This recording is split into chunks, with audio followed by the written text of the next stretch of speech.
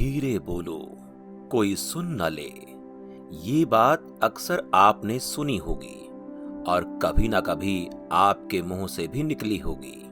लेकिन सोचने की बात यह है कि ये वाक्य कब कब हमारे मुंह से निकलता है और कब कब हमारे कानों में पड़ता है, क्योंकि ऐसे कम ही गुप्त राज होते हैं जो हम दूसरों के कानों में पड़ने नहीं देना चाहते।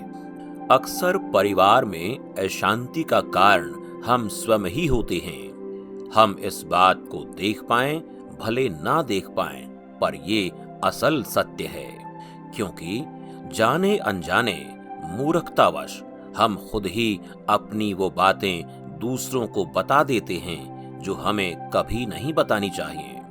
और वही बातें जो जाने अनजाने हमने किसी दूसरे के सामने बता दी थीं, वही हमारे दुख का कारण बन जाता है, वही हमारे झगड़े का कारण बन जाता है। और फिर बाद में हमें पछतावा होता है कि मुझे ये बात किसी को बतानी नहीं चाहिए थी। मेरी ही गलती हुई कि मैंने जाने अनजाने में ये बात सभी को बता दी। इसलिए आज की जो कहानी मैं आपको सुनाने वाला हूं, उसे सुनने के बाद आपको 5 बातें ऐसी पता चलेंगी जो आपको कभी किसी को नहीं बतानी हैं। ये जो 5 बातें हैं जो आपको कभी किसी को नहीं बतानी, क्यों नहीं बतानी, इसके पीछे का तर्क भी मैं आपको बताऊंगा। एक समय की बात है, एक नगर में सुनील नाम का एक युवक रहता था। वो युवक बहुत गरीब था। उसके पास कुछ पैसा नहीं था। 2 वक्त की दाल रोटी भी बड़ी मुश्किल से उसको नसीब होती थी। किसी काम की तलाश में दिन रात खोज करने पर भी उसे कोई काम नहीं मिल रहा था।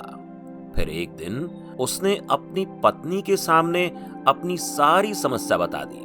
उसने अपनी पत्नी को कहा कि मैं जिस जगह भी काम मांगने के लिए जाता हूं, तो हर कोई मुझे ये कहकर काम नहीं देता कि हमारे यहाँ काम की जरूरत नहीं है। मैं काम की तलाश करके थक चुका हूँ। मुझे समझ नहीं आता कि मैं तुम लोगों का पेट कैसे भरूंगा, अपने बच्चों को कैसे पालूंगा, और ये चिंता मुझे दिन रात सता रही है। ये सुनकर उसकी पत्नी ने कुछ सोचकर कहा कि तुम एक आदमी के पास एक बार ही काम मांगने के लिए जाते हो, और जब वो काम नहीं देता तो तुम दोबारा उसके पास जाते तक नहीं। अगर तुम्हें उनसे काम लेना है तो तुम्हें हमदर्दी जतानी होगी, तुम्हें उनसे हमदर्दी हासिल करनी होगी, अपनी गरीबी दिखानी होगी, ताकि वो लोग तुम्हारी मजबूरी समझकर तुम्हें काम पर रख लें। इसीलिए शर्म मत करो और अपनी मजबूरी बताओ, अपनी गरीबी बताओ, और इसी उपाय से तुम काम पा सकते हो। ये बात सुनील के दिमाग में बैठ गई और अगले ही दिन काम मांगने के लिए वो उसी सेठ के पास जा पहुंचा जहां पर वो पिछले दिन काम मांगने के लिए गया था। लेकिन इस बार उसने हाथ जोड़कर उस सेठ से प्रार्थना की, उससे विनती की कि वो बहुत गरीब है और उसे काम की बहुत जरूरत है। वो जो कुछ भी उसे देंगे उसमें संतुष्ट हो जाऊंगा, पर कृपया मुझे अपने यहाँ काम पर रख लें। उसकी ये हालत देखकर उस सेठ ने उसे अपने यहाँ काम पर रख लिया। वो रोज वहां काम पर जाने लगा। अंदर ही अंदर वो खुश तो था कि उसे काम तो मिला, लेकिन उसे वेतन दूसरे लोगों से कम मिलता था।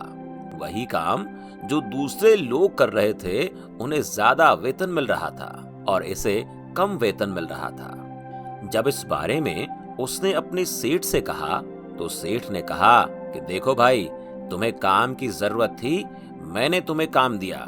मेरा धन्यवाद करने की बजाय तुम मुझसे शिकायत कर रहे हो। ये कैसी भलमनसाहत है। ये सुनकर सुनील वहीं पर चुप हो गया।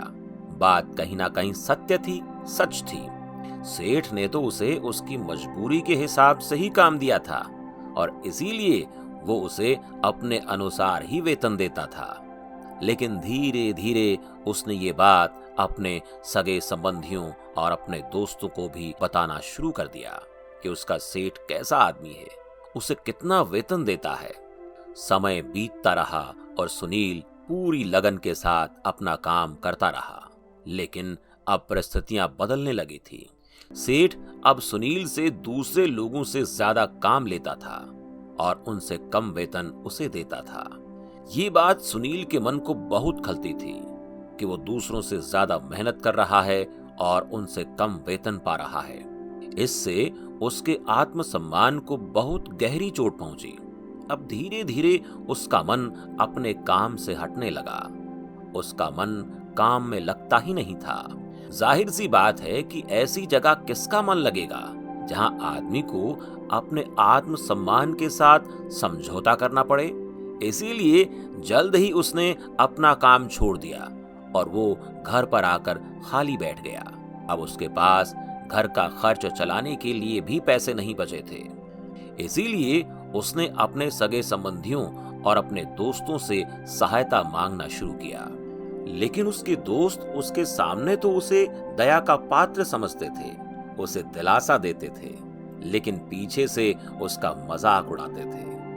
वो कहते कि कितना बेवकूफ है, सेठ ने इतना काम लिया और बेचारे को पैसे भी नहीं दिए।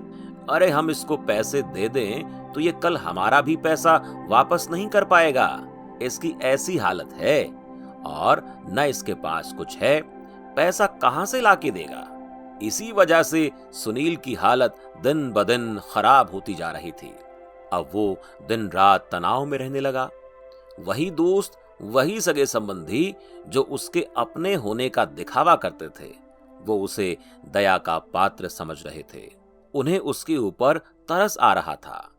सब लोग आकर उसे ज्ञान तो बहुत देते थे, लेकिन कोई सहायता नहीं करता था। और अक्सर ऐसा ही होता है, ज्ञान देने वाले तो बहुत मिल जाते हैं, लेकिन मदद करने वाले उंगली पकड़कर, हाथ पकड़कर आगे चलाने वाले कितने लोग मिलते हैं। एक दिन उसे पता चला कि पड़ोस के गांव में एक बाबा आया है जो बहुत ही ज्ञानी है। सुनील इतना तनाव में था कि उसे कोई रास्ता नजर नहीं आ रहा था। इसलिए जाने अनजाने सुनील उस बाबा के पास पहुंच जाता है। वहां पहुंचकर वो सीधे उनके पैरों में गिरकर रोने लगता है। वो रोते रोते उन्हें अपनी सारी परिस्थिति बताता है। उन्हें बताता है कि किस तरह उसके सेठ ने उसका फायदा उठाया, उसके सगे संबंधी उसके साथ कैसा व्यवहार करते हैं। सारी बातें सुनकर बाबा ने उसे चुप कराते हुए कहा कि बच्चा, ये सारी समस्याएं तुम्हारी बुद्धिहीनता, तुम्हारी मूर्खता के कारण उत्पन्न हुई हैं। अगर तुम्हारे अंदर दिमाग होता तो इनमें से एक भी समस्या तुम्हारे चित्त को दुखी नहीं कर सकती थी, लेकिन तुमने अपने अविवेक के कारण, अपनी मूर्खता के कारण खुद ही अपने रास्ते में कांटे बिछा दिए हैं। आज मैं तुम्हें 5 बातें बता रहा हूं जो भूलकर भी किसी को मत बताना, और इन बातों का अनुसरण करते हुए तुम बाहर से मिलने वाले दुखों को दूर कर ही सकते हो जो बेवजह दुनिया की वजह से तुम्हारे अंदर पनपते हैं। पहली बात जो किसी को नहीं बतानी चाहिए वो है अपनी मजबूरी। अपनी मजबूरी का दिखावा करके दूसरों के आगे दया का पात्र बनकर उनकी सहायता लेने की गलती कभी मत करना। हो सकता है कि आज वो तुम्हारी मजबूरी देखकर तुम्हारी सहायता कर दें, लेकिन कल वो तुम्हारा फायदा उठाने से भी नहीं चूकेंगे, और अगर फायदा नहीं उठाया तो दूसरों के सामने तुम्हारा मजाक बनाने से पीछे नहीं हटेंगे। इसीलिए कभी भी अपनी मजबूरी का दिखावा मत करो। अगर घर में 2 रोटी हैं, सूखी रोटी हैं, तो वही खाकर सो जाओ, लेकिन दूसरों को इसके बारे में भनक तक नहीं लगनी चाहिए। जरा आप खुद सोचो, मजबूरी बताने का क्या प्रयोजन होता है एक इंसान का? या तो वो दूसरों से सहानुभूति हासिल करना चाहता है या उनसे कोई आर्थिक मदद चाहता है। लेकिन अगर दोनों ही परिस्थितियां आप देखें तो दूसरा आदमी आपका फायदा उठाने से नहीं चूकेगा, और अगर वो फायदा नहीं भी उठाएगा तो अपनी नजर में वो आपको मूर्ख समझेगा, बेवकूफ समझेगा, और दूसरों के सामने आपका मजाक जरूर बनाएगा। इसीलिए अपनी मजबूरी के बारे में किसी को कभी मत बताना। दूसरी बात जो किसी को भी नहीं बतानी चाहिए वो है अपनी अतीत की गलतियां और भविष्य की रणनीतियां। जरा सोचो कि अगर हम अपने अतीत की गलतियां किसी दूसरे को बताते हैं तो उसका क्या प्रभाव होगा। वो गलतियां ठीक तो नहीं की जा सकती हैं, जाहिर है, तो उन्हें बताने का क्या प्रयोजन रह जाता है। आप अपने अंधेरे पक्ष को खुद दुनिया के सामने बता रहे हो, खुद अपनी गलतियां दूसरों के सामने बता रहे हो। इससे उस आदमी की नजर में आपका एक चरित्र गठित हो जाएगा और वो भविष्य में हमेशा आपको उसी नजरिए से देखेगा। इसीलिए किसी भी आदमी की नजर में अपना चरित्र गठित मत होने दो और जरा सोचो कि आप व्यर्थ में ही अपने भविष्य की रणनीतियां दूसरों के सामने बता रहे हो। जो लोग आपके काम का हिस्सा ही नहीं हैं, उनके सामने अपने भविष्य की रणनीतियां अपनी डींगे हाँकने का क्या फायदा। वो लोग आपकी सहायता तो नहीं करेंगे, लेकिन आपकी भविष्य की रणनीतियों में बाधा जरूर बन सकते हैं। आप खुद अपने विवेक का इस्तेमाल कीजिए और सोचिए कि आपके साथ भी ऐसा हुआ है कि आपने अपनी भविष्य की रणनीति किसी को बताई हो और वो कामयाब ही ना हुई हो। जरूर हुआ होगा, जरा गौर से सोचिए। तीसरी बात जो किसी को नहीं बतानी चाहिए वो है अपने घर की बातें। जो भी हमारे घर के अंदर आपस में बातचीत होती है, हमारे माँ बाप के साथ, हमारी पत्नी के साथ, हमारे बच्चों के साथ, वो बातें परिवार तक ही सीमित रहनी चाहिए। और आप इन बातों का दूसरों के सामने ढिंडोरा पीटते हो तो दूसरों को आपके घर में घुसने का एक मौका मिल जाता है और वो इसका फायदा उठाने से कभी नहीं चूकेंगे। वो आपके परिवार के सदस्यों को आपसे दूर लेकर जाने की कोशिश करेंगे। अक्सर ऐसा होता है, हम समाज में देखते हैं कि हम अपने घर के झगड़ों को कम करने के लिए उन झगड़ों को अपने पड़ोसियों और दूसरे सगे संबंधियों को बता देते हैं, लेकिन इससे आपको सहायता कभी नहीं मिली होगी, बल्कि आपके घर के लड़ाई झगड़े और ज्यादा बढ़ गए होंगे। जाहिर है वो और बढ़ेंगे। अगर आप अपने माँ बाप की बात दूसरों को बताएंगे तो आपके माँ बाप को बुरा लगेगा ही कि हमारा बेटा हमसे बताए बगैर दूसरों को ये बातें बता रहा है। इसीलिए अपने घर की बातें और अपने घर की लड़ाई झगड़े किसी के सामने मत बताना। अगली बात जो मैं आपको बताने जा रहा हूं वो तो किसी को नहीं बतानी चाहिए। वो सुनने पर बहुत अजीब लग सकती है, लेकिन उसका सत्य भी मैं आपको एक तर्क के माध्यम से दूंगा। मैं कहता हूं कि अपनी आमदनी किसी को मत बताना। अब अपनी आमदनी ना बताने के पीछे क्या प्रयोजन हो सकता है। जरा सोचिए कि आप अपनी आमदनी अपने दोस्तों को बता देते हैं, तो जब आपके दोस्तों को जरूरत पड़ेगी तो वो सिर्फ आपको ही याद करेंगे, क्योंकि उनको पता है कि अगर आपकी आमदनी ज्यादा अच्छी है तो आप भी उनकी मदद कर सकते हैं और इसीलिए ज्यादा लोग आपसे सहायता मांगेंगे। और जब आप उनकी सहायता नहीं करेंगे तो वो सोचेंगे कि इस आदमी के पास पैसे हैं, मेरी सहायता कर सकता है, लेकिन ये सहायता कर नहीं रहा है। और इसीलिए आपकी आमदनी आप दोनों दोस्तों के बीच झगड़े का कारण बन सकती है। कम आमदनी होगी तो लोग मजाक उड़ाएंगे और ज्यादा होगी तो सहायता मांगेंगे, तो अपनी आमदनी बताने का कोई प्रयोजन नहीं है। अगली बात जो मैं आपको बताने वाला हूं उसे अपनी गांठ बांध लेना और किसी को ये बात मत बताना, अपनी कमजोरियां और अपनी ताकत।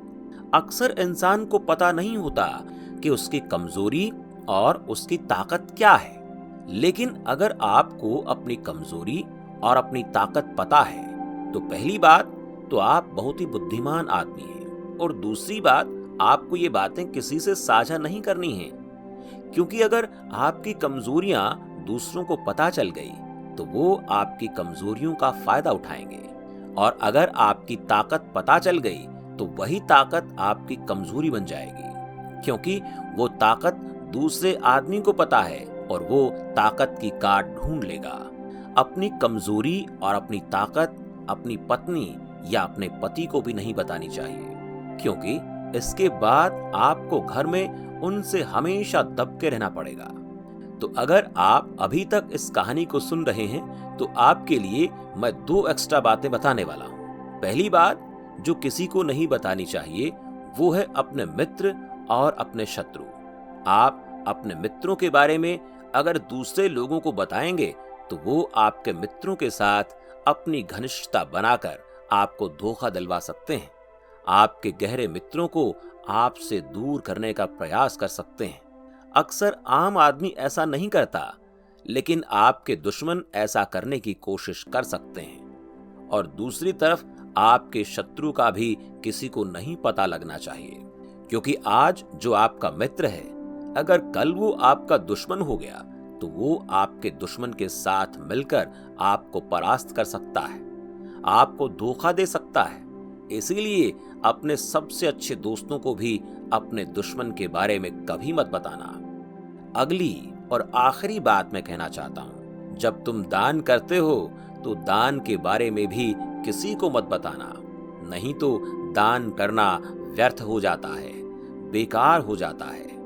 जब आप अपने दान का ढिंढोरा पीटते हो तो आप ये बता रहे हो कि मैं कितना बड़ा दानी पुरुष हूं, और ये आपके अंदर एक अहंकार निर्मित करेगा। इसीलिए दान गुप्त रूप से किया जाए उतना ही अच्छा होता है, उतना ही फलदायी होता है। जब आपका बायां हाथ दान कर रहा हो तो दाएं हाथ को पता नहीं चलना चाहिए कि बायां हाथ दान कर रहा है। ये बातें जो बाबा ने सुनील को बताई, इनमें संसार के सभी सिद्धांत छिपे हुए हैं। इन बातों का अनुसरण करते हुए आप अपने घर में सुख शांति बना सकते हैं और घर के झगड़े हमेशा के लिए दूर कर सकते हैं। आप इन बातों के बारे में अपने विवेक से भी सोचेंगे तो आपको ये बातें सच मालूम पड़ेंगी। और हमारा कहानी सुनाने का मकसद यही है कि आपका विवेक जागृत हो, आप खुद उन बातों के बारे में सोचें जो हम आपको बता रहे हैं, और आपको हमारी इन बातों में से जो सबसे ज्यादा बात पसंद आई उसे कमेंट सेक्शन में जरूर बताएं। तो दोस्तों, कैसी लगी आपको ये कहानी? अच्छी लगी हो तो बुद्धा शो चैनल को सब्सक्राइब जरूर कर लेना। तो चलिए फिर मिलते हैं अपनी अगली कहानी में। तब तक के लिए खुश रहें, आबाद रहें, दिल्ली रहें या इलाहाबाद रहें। धन्यवाद।